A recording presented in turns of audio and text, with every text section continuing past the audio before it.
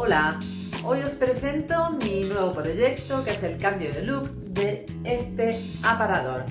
Y para ello vamos a utilizar esta pintura de White Owl que me enviaron recientemente para probarla.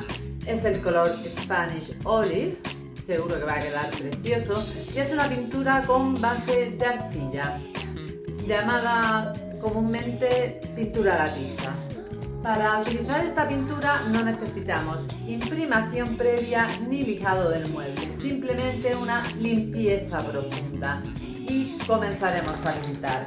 También vamos a utilizar esta pintura metálica dorada que me enviaron ellos también para los tiradores y alguna zona más lo utilizaremos.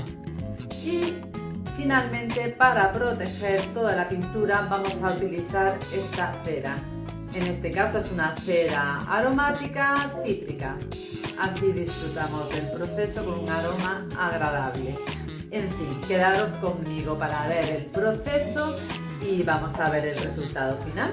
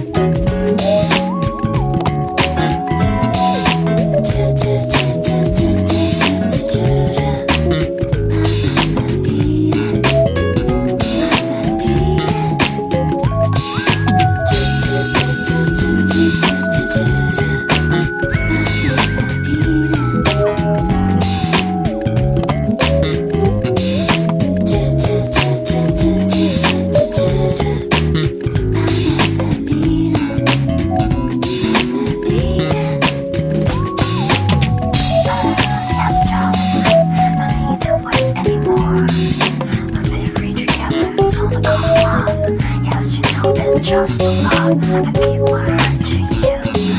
Nobody else